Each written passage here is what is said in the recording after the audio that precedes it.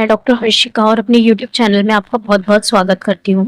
जैसे कि इस चैनल में हम डिस्कस करते हैं कि होम्योपैथी किस तरीके से उपयोगी है different type of disease condition में या आपको जो रोज़मर्रा की ज़िंदगी में जो भी आपको हेल्थ इश्यूज़ हैं, उसमें जो है किस तरीके से वो उपयोगी होती हैं।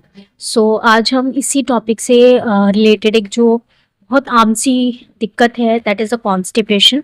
बहुत सारे हमारे पास पेशेंट्स आते हैं कॉन्स्टिपेशन की issue that is a very common. So today we discuss आज हम डिस्कस करेंगे एक ऐसी होम्योपैथिक मेडिसिन जो कि कॉन्स्टिपेशन में बहुत ज़्यादा उपयोगी है और बहुत ही ज़्यादा पेशेंट्स में हमने रिजल्ट देखे काफ़ी अच्छे आते हैं। But as a per due to the constitution and depending on the symptom we choose a remedy. But this remedy we discuss about कि हम पूरी रेमेडी के बारे में डिस्कस करेंगे किस तरीके से अगर सिम्टम पेशेंट में मिल रहे हैं, क्रोनिक कॉन्स्टिपेशन की कंडीशन है या कब्ज की कंडीशन है, तो उसमें ये उपयोगी होती है। बहुत कब्ज है क्या और कब हम एक प्रॉपर डिफाइन करेंगे that is the case of the constipation. If the patient कि जो स्टूल पास करने की अर्जिंग है, अगर वो 3 दिन से पेशेंट को नहीं हुई है, अर्जिंग नहीं हुई है या 3 दिन से उसका जो पेट है या वो साफ नहीं हुआ है या ढंग से वो स्टूल नहीं गया है, then we consider that is the constipation. It is also in the acute cases में, अगर पेशेंट ने एक्यूट केसेस में कुछ खाने के बाद ऐसा कुछ खा लिया तो उसके बाद से, या फिर क्रोनिक फीवर के बाद, बहुत ज़्यादा एंटीबायोटिक के यूज़ के बाद, या फिर पेशेंट में वो ट्रैवलिंग पे चले गए, then not a condition suitable, then hold urge को होल्ड करना to pass the stool, then suffered constipation की दिक्कत हो गई पेशेंट को।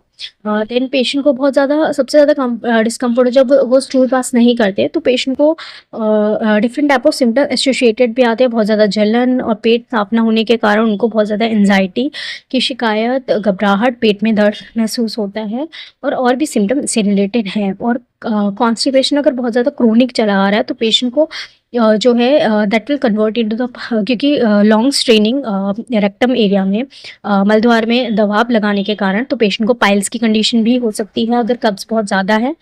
और पेशेंट में अदर रेक्टम प्रोलैप्स, रेक्टल वाला जो एरिया है वहाँ पर प्रोलैप्स, उसकी जो वॉल्स है उसका नीचे की तरफ आ जाना दबाव की वजह से, वो कंडीशन भी पेशेंट में देखी जा सकती है। सो जो पेशेंट है उसको टाइमली ट्रीटमेंट की ज़रूरत बहुत ज़रूरी है और हमें देना चाहिए।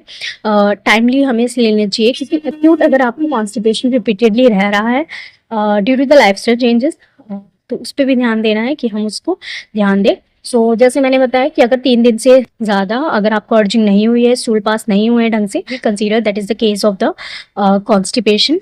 नाउ पेशेंट को किस किस कंडीशन की वजह से, कॉजेज़ की वजह से कॉन्स्टिपेशन की शिकायत रह सकती है। व्हाट आई सी पेशेंट में मैंने देखा है ओबेसिटी से एसोसिएटेड, पेशेंट में अगर बहुत ज़्यादा वेट है, फिजिकल एक्टिविटी नहीं है, पानी का इंटेक बहुत ज़्यादा कम है, या फिर जो फाइबर इंटेक है वो बहुत ज़्यादा कम है पेशेंट में, तो ये शिकायत देखी जाती है कि पेशेंट को कॉन्स्टिपेशन क्यों, फाइबर में इंटेक मतलब लाइक आप सैलेड बहुत ज़्यादा कम मतलब सैलेड नहीं ले रहे हैं अपनी डाइट में, फ्रूट्स वेजिटेबल्स नहीं ले रहे हैं, एंड बहुत ज़्यादा ऐसी चीज़ें खा रहे हैं that will lead to a chronic constipation that create hard stools होते हैं।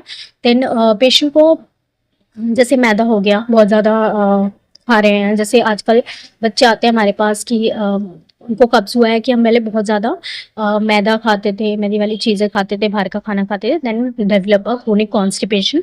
मुझे कब्ज़ की स्टूल बहुत ज़्यादा पेशेंट हमें बताता है कि बहुत ज़्यादा टाइट है, हार्ड आ रहे हैं, इवन अगर सॉफ्ट स्टूल भी है तो भी हमें बहुत ज़्यादा डिफ़िकल्टी से पास होते हैं या हमें 2-4 दिन तक स्टूल पास नहीं हो पाते हैं।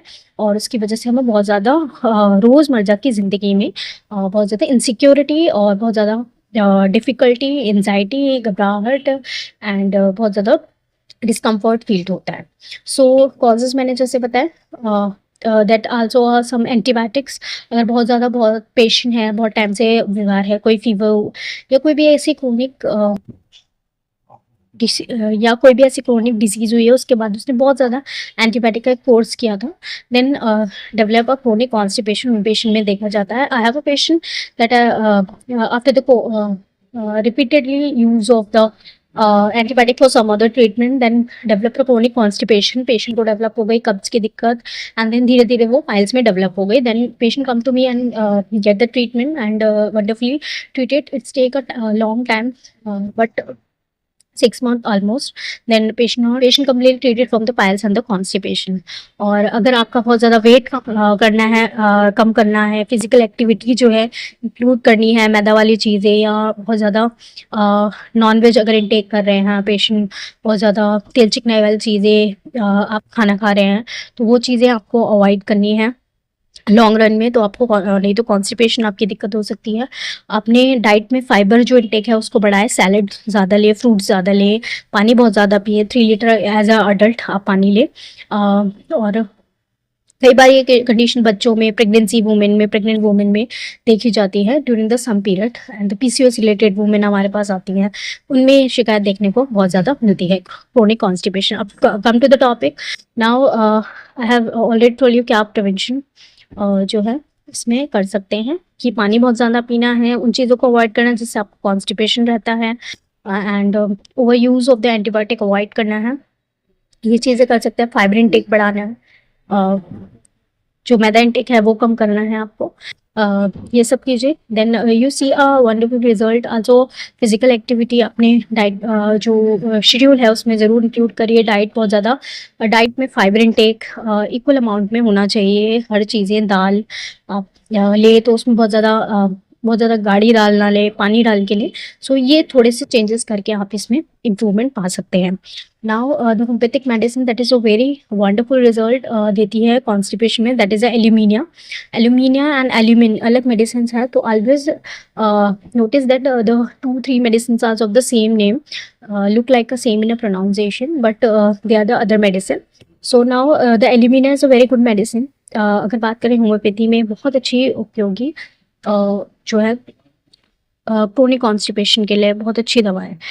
सो in the cases of the chronic constipation आप ले सकते हैं. और पेशेंट की शिकायत है, पेशेंट को मेनली ये दिखता है कि उसकी जो म्यूकस मेम्ब्रेन है, जो म्यूकस मेम्ब्रेन है, स्किन है, स्पेशली इस मेडिसिन का क्या होता है, ड्राइनेस. तो dryness in the rectal area या आपकी जो आते हैं उसमें बहुत ज़्यादा ड्राइनेस है, या उसकी जो पेरिस्टलेटिक मूवमेंट है, या जो एक प्रॉपर मूवमेंट होती है जिससे वो इजीली स्टूल पास हो सके या आपका पेट साफ हो सके, तो उससे वो मूवमेंट नहीं होती है पेशेंट में. और पूरा इंटेस्टाइन है या आपकी जो आते हैं या स्टमक, जो एक प्रॉपर मूवमेंट है वो नहीं है, और उसमें बहुत ज़्यादा ड्राइनेस है, सूखापन है, और पेशेंट में कहता है कि मैं बहुत ज़्यादा पानी ले रहा हूँ फिर भी मुझे एक्चुअल ड्राइनेस बहुत ज़्यादा है स्टूल्स में, या फिर पर्टिकुलरली जो है देखते हैं कि रेक्टल एरिया में बहुत ज़्यादा ड्राइनेस, खुश्कपन, बर्निंग, ईचिंग है. तो वहाँ पर specially dryness in the rectal area, mucous membrane की ड्राइनेस, तो वहाँ पर एल्यूमिनिया एक बहुत अच्छी दवा है. सो ये कॉन्स्टिपेशन में अगर पेशेंट के जो मल है या फिर स्टूल है वो बहुत ज़्यादा ड्राई है, हार्ड है, एंड अगर सॉफ्ट स्टूल भी है तो वो भी बहुत डिफ़िकल्टी से पास हो रहे हैं, क्योंकि जो नॉर्मल मूवमेंट, पेरिस्टलेटिक मूवमेंट होता है मसल्स का, रेक्टल मसल्स का, वो नहीं है. तो वहाँ पेशेंट बताएगा hard dry stool, knotty stool और even a soft stool difficulty से पास होते हैं. पेशेंट को लॉन्ग रन में बर्निंग, ईचिंग रेक्टल एरिया में या फिर ब्लीडिंग भी आ सकती है. पाइल्स के पेशेंट में हम ज़रूर यूज़ करते हैं कि जहाँ उसे क्रोनिक कॉन्स्टिपेशन की हिस्ट्री है, क्योंकि सिर्फ पाइल्स को ट्रीट करना एक पूरा क्योर नहीं होता. सो हम डेफिनेटली ये श्योर करते हैं कि उसकी कॉन्स्टिपेशन भी ठीक हो. तो एल्यूमिनिया एक बहुत अच्छी मेडिसिन साबित होती है उन केसेस में ऑफ द क्रोनिक कॉन्स्टिपेशन. जो बॉटल फीडिंग बेबी होते हैं, जो माँ का दूध ना पी के वो बहुत ज़्यादा डिपेंडिंग होते हैं आर्टिफिशियल जो फूड या बॉटल वाला जो दूध होता है या पैकेट वाला दूध होता है, तो उनमें बच्चों में कॉन्स्टिपेशन की शिकायत होती है. उनमें ये बहुत ज़्यादा इम्पॉर्टेंट दवा है. तो उन बच्चों के कॉन्स्टिपेशन में उपयोगी होती है. या जो प्रेग्नेंट वुमेन है उनको कॉन्स्टिपेशन हो जाती है. जो ओल्ड लुकिंग पीपल हैं, जो बुजुर्ग पीपल है, या फिर जो नॉर्मल इंसान भी है वो बहुत ज़्यादा बुजुर्ग दिख रहा है, हम देखते हैं फीचर कॉन्स्टिट्यूशन वाइज, कि उसको ना तो लैक ऑफ वाइटल हीट उसमें नहीं है, उसको ठंड बहुत जल्दी लग जाती है, या उसको बहुत ज़्यादा पतला दुबला, बहुत ज़्यादा ओल्ड लुकिंग होगा. अगर 30s में भी है तो भी ओल्ड लुकिंग होगा. या फिर बुजुर्ग लोगों में भी ये मेडिसिन जो है कॉन्स्टिपेशन के लिए एक बहुत अच्छी मेडिसिन साबित होती है. क्रोनिक कॉन्स्टिपेशन एक बहुत अच्छी है. एक्यूट में भी अगर आपको हो जाता है उसमें भी उपयोगी होती है, but specially in the chronic अगर आपको कब्ज रह रही है तो उसमें बहुत ही उपयोगी है. ये सीने में जलन, पेट दर्द जलन होते हैं पेशेंट को। पेशेंट जो भी खाना खाता है उसको ऐसा लगता है कि वो निकलने में बहुत ज़्यादा दिक्कत होती है, तो थोड़ा-थोड़ा खाता है, खाने की इच्छा उसमें कम हो जाती है पेशेंट में धीरे-धीरे, ये देखते हैं। पेशेंट को ये सब दिक्कत होती है। तो स्पेशली अगर हार्ड स्टूल है, क्रोनिक कॉन्स्टिपेशन है लॉन्ग टाइम से, बुज़ुर्ग लोगों में, प्रेग्नेंट वुमेन में या फिर बॉटल फीडिंग बेबीज़ में, छोटे बच्चों में भी तो उसमें ये उपयोगी होती है। अ, ये मेडिसिन जो है बहुत अच्छी एक पिका जैसी कंडीशन होती है। Pica that is abnormal craving patient को होती है टू डिज़ायर होती है to eat something like charcoal, ई मिट्टी खाना, ईंट खाना या फिर चॉक खाना या फिर कोयला खाना, अगर इस तरीके की डिज़ायर है ईंट खाने की, तो उनमें पीका वाली कंडीशन में भी ये बहुत अच्छी जो है मेडिसिन साबित होती है। एल्यूमिना पीका की एक अच्छी दवा है। Al2O3 जो है या फिर जो ऑक्साइड ऑफ एल्यूमिना है जिस तरीके से, तो इसी तरीके से अगर किसी को चारकोल की क्रेविंग है खाने की, चॉक की या फिर ईंट की, तो उसमें भी उपयोगी साबित होती है। डोजेस की बात करें पेशेंट के, हम जो है एक मीडियम डोज से स्टार्ट करते हैं। एक मीडियम सूटेबल डोज बहुत उपयोगी होती है पेशेंट में ना। हम ये सोचेंगे बहुत कम डोज या फिर, और डिपेंडिंग होता है कि पेशेंट हमारे पास किस एज का है।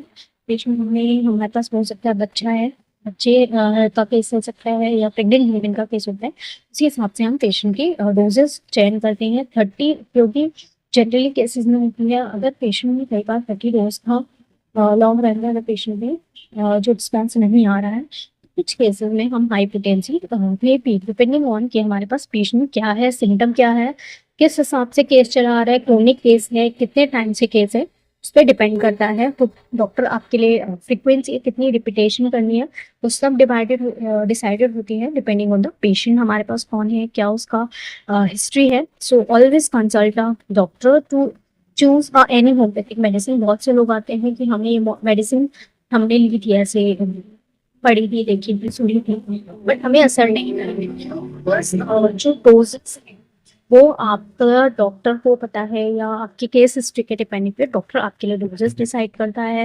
या जो भी लाइक कॉन्स्टिपेशन के लिए एक दवा एक ही नहीं है, बहुत सारी दवा है, तो उसी हिसाब से आपके लिए दवा का चयन होता है। तो always consult a doctor. So if you have a related issues like constipation or any issues related to the gut health or any issues, skin issues, um, gastric issues or any issues, you can consult us अपना appointment book करके, and you can get your medicine free delivery at your home. We are providing the service all over India. Delivery जो है आपकी medicine की free है, and आप अपने accordingly case लेके अपने मेडिसिन मंगवा सकते हैं। Stay safe.